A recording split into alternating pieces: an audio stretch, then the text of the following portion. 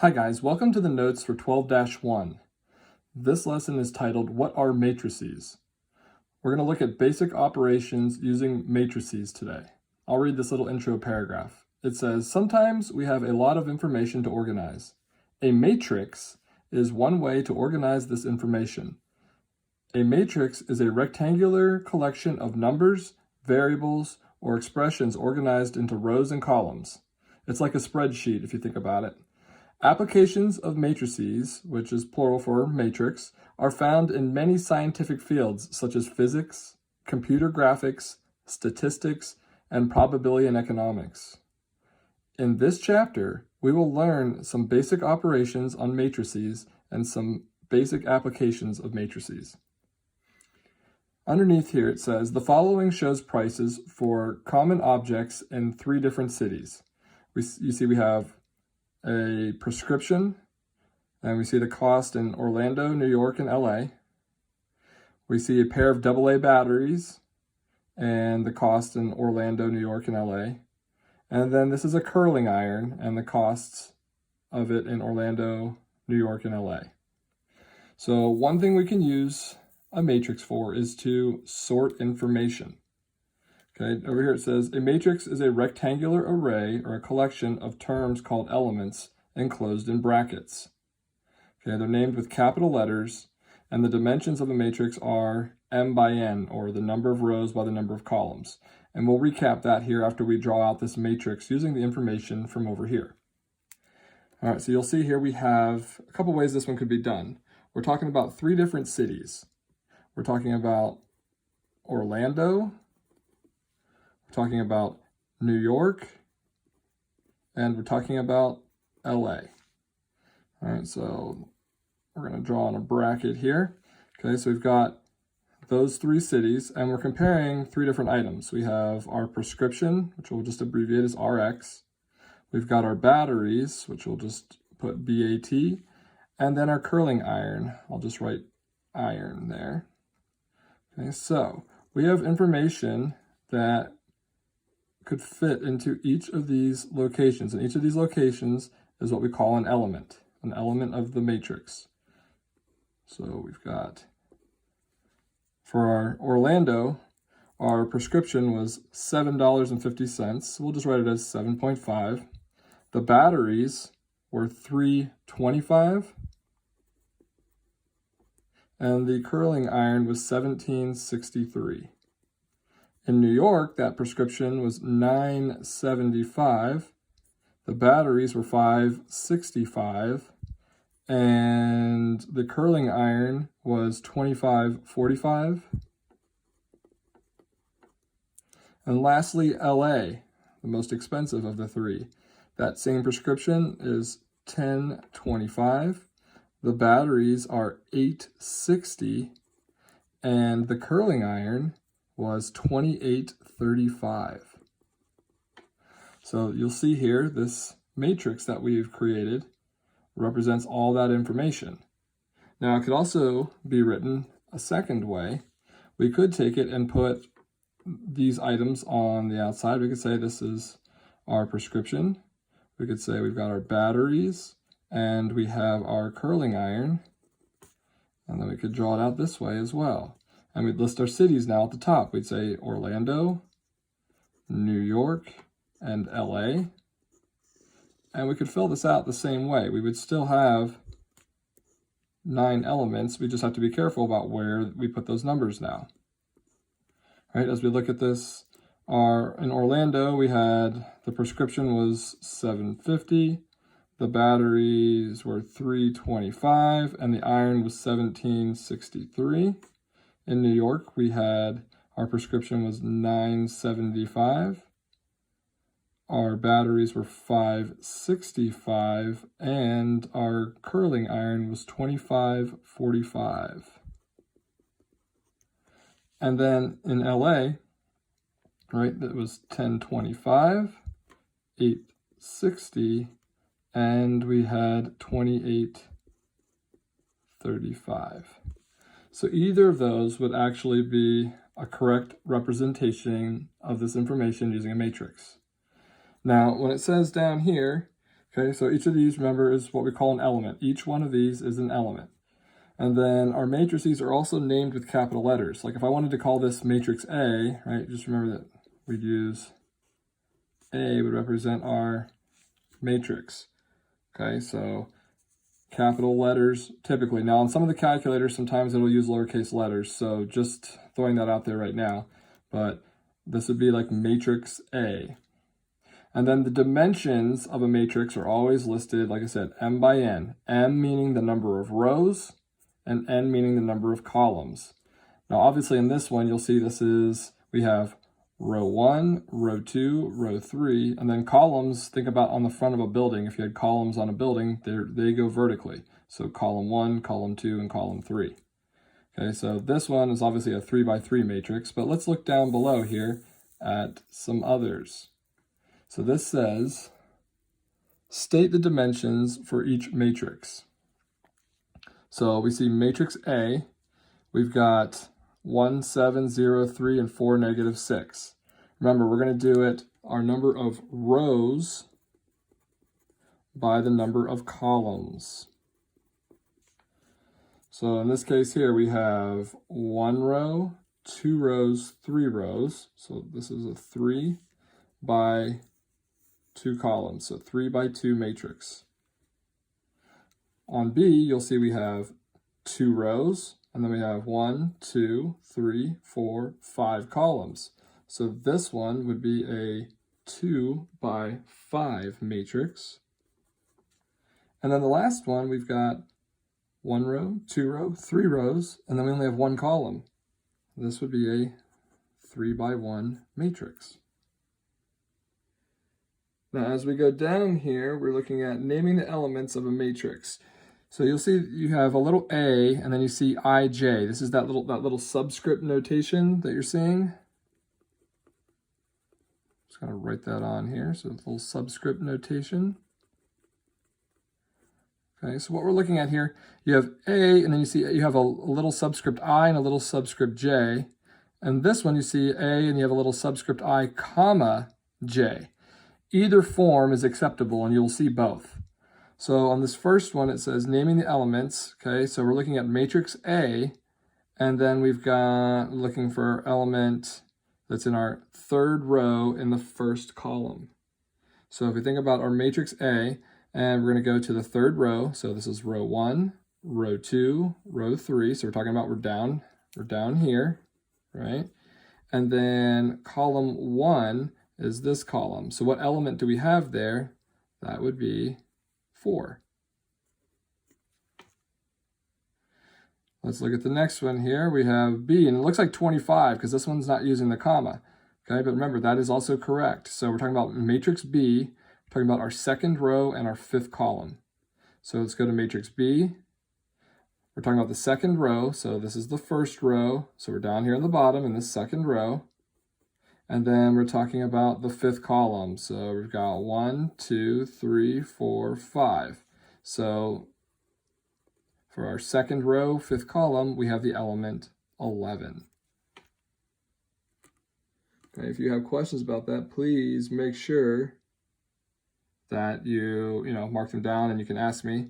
Remember, this one could also be written as B and then a little subscript 2, 5 as well. So that's just, the difference between those two. One has a comma, one doesn't.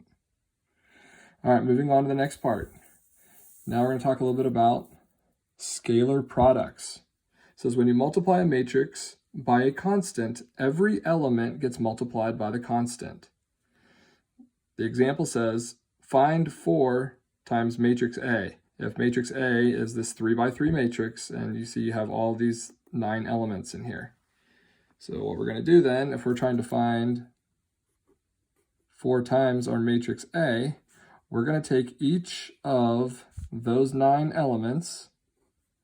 I like to write out a little template here just so I keep things organized. I know where I'm at. Okay, so we're going to take each element and multiply it by 4. So 3, actually I'm going to just use my other hand here so you can see. 3 times 4 is going to give us 12. 7 times 4 is going to give us 28. Negative 1 times 4 is negative 4. Now we go down here, we're in the second row, looking at the first column. 2 times 4 is going to give us 8. Now we're in the second row, second column. 0 times 4 is 0. 8 times 4 is 32. Now we're in the third row, first column. 7 times 4 is going to be 28. Negative 5 times 4 is negative 20. And then 0.5 times 4 is going to be 2. So 4 times matrix A would give us this collection of elements right here. So that's called the scalar product. Okay, so think about it, it's just like a scale factor, right? It's a scale factor for your matrix. Looking at matrix addition, this is important here. It says matrices must have the same dimensions. If I had a highlighter, I would highlight that. In fact, you know what? I do. Let me do that. So matrix addition, we must have the same dimensions. So we're simply going to add the corresponding elements to find the resultant matrix. Resultant matrix is like your answer. Okay, you're going to hear that word a lot.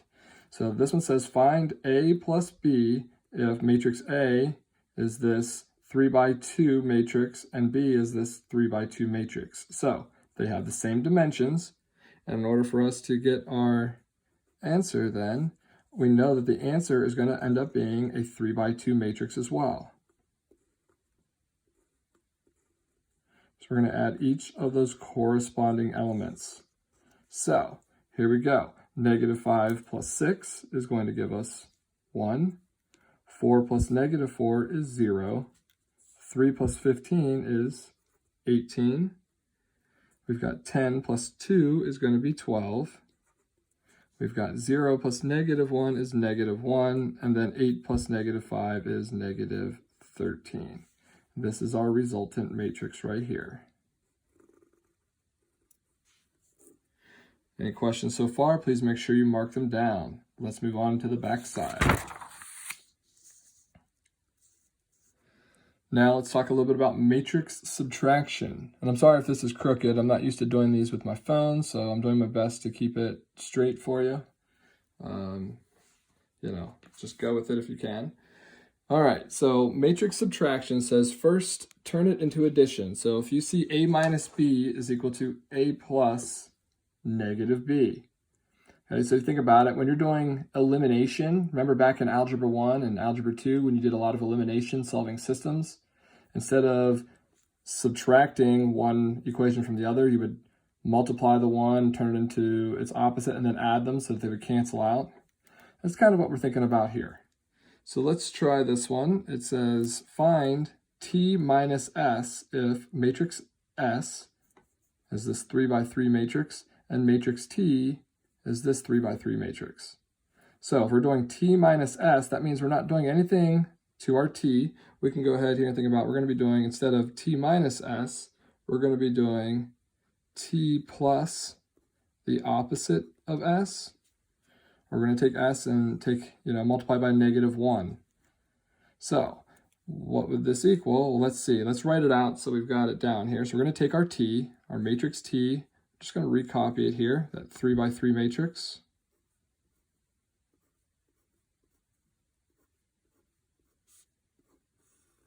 Okay, in there we have 4, 1, 10. We had 2, 2, negative 2.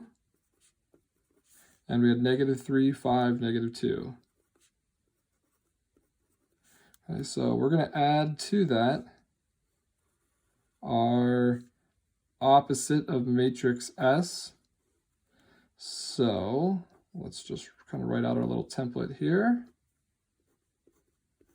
All right, so we know that, if I did negative 1 times our matrix S here, right, we're going to flip all these values. So let's just flip all those as we're in here. So we're going to say negative 2, 0, negative 1, 0, positive 3, negative 5, positive 1, negative 1, and negative 16. And now we can do our T minus S by just adding these two matrices together. So our final answer here is going to be a 3 by 3 matrix.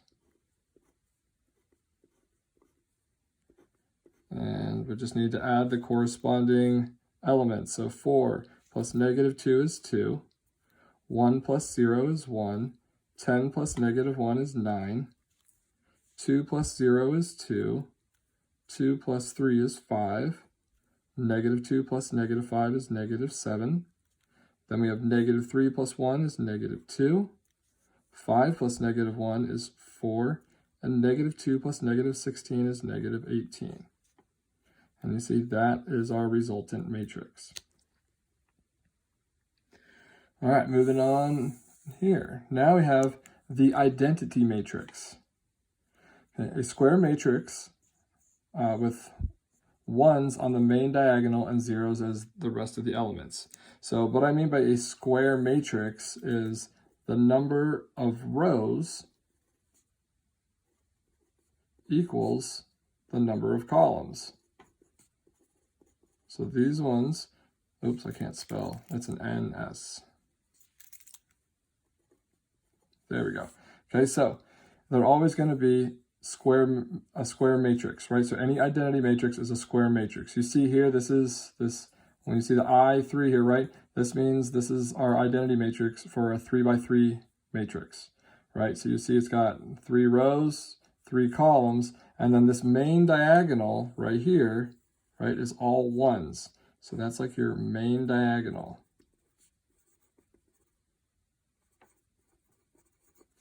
That's our main diagonal. Notice everything else is going to be zeros. So if they asked us to do our 5x5 identity matrix, right, that one, let's just take a second here and write it out. We've got 1, 2, 3, 4, 5, right? We've got 5 rows in each of our columns. So then we need to have 5 columns.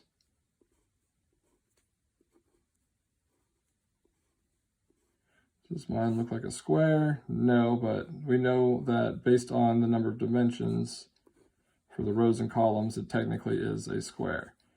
All right, so that means we'd have ones all the way down that main diagonal, and everything else is going to be zeros.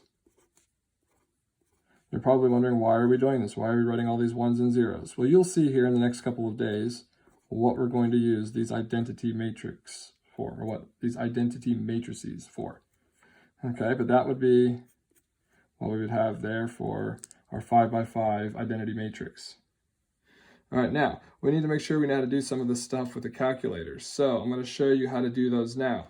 Now I'm going to try to show you with the 83, 84 models first, and then I will probably do a second little video there showing how to do it with the nSpire, because I know a few of you have those.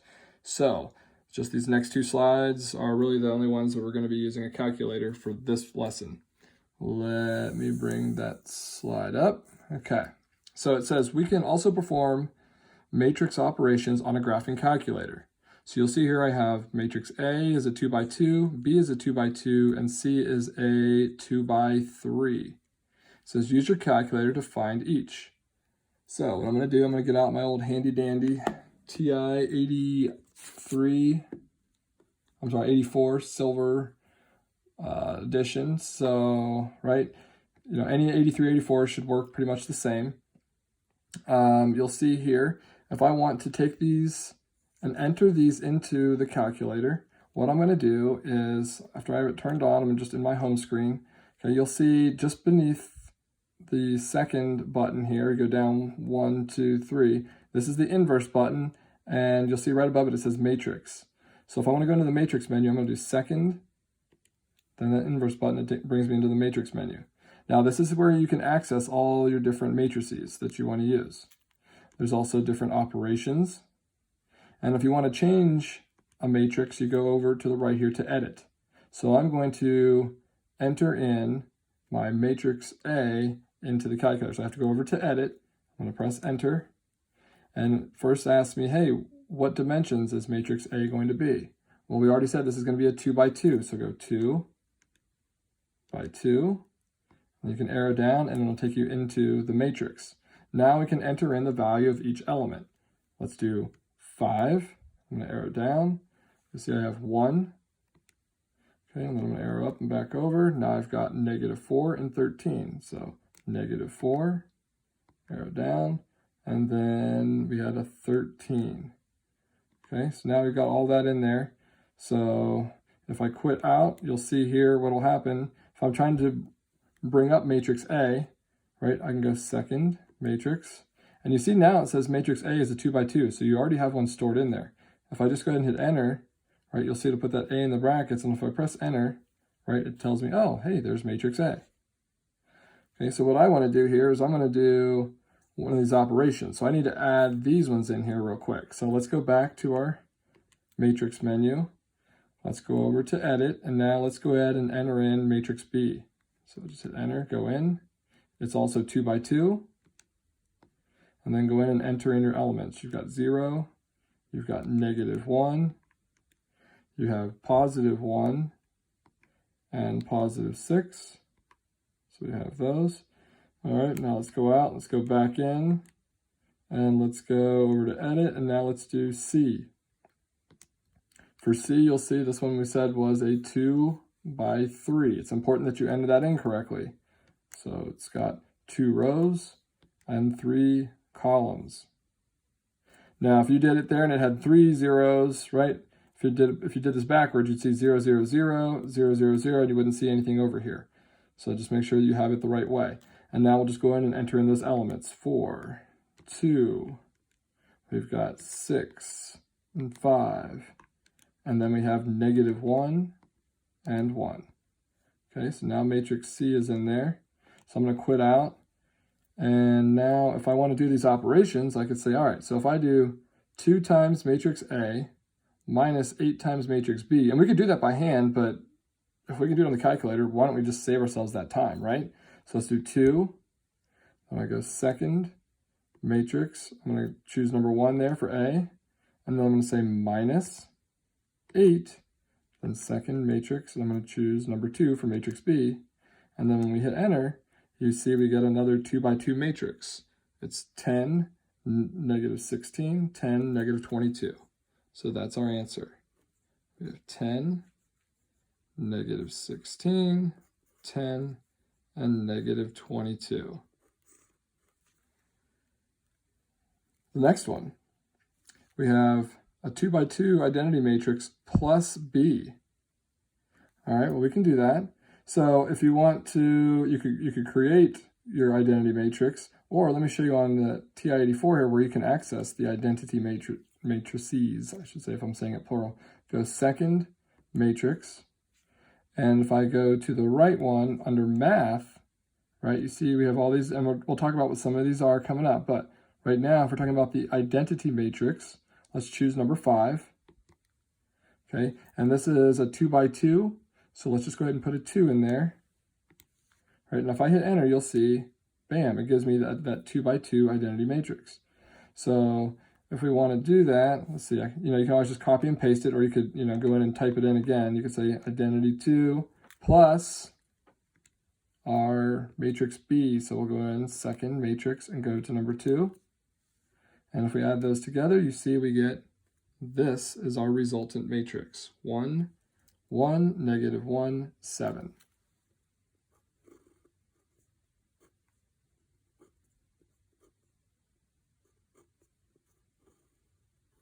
Just like that. All right, now looking down here, it says to do matrix B plus matrix C. Well, we're going to have a problem with that, right? Because remember, matrix B is a 2 by 2, and matrix C is a 2 by 3. And we said earlier that in order to be able to do addition, they're going to have the same dimensions. So for this, right, we cannot add B plus C together. So we'll just say here that this is not possible. And we could say must have same dimensions because it's our notes.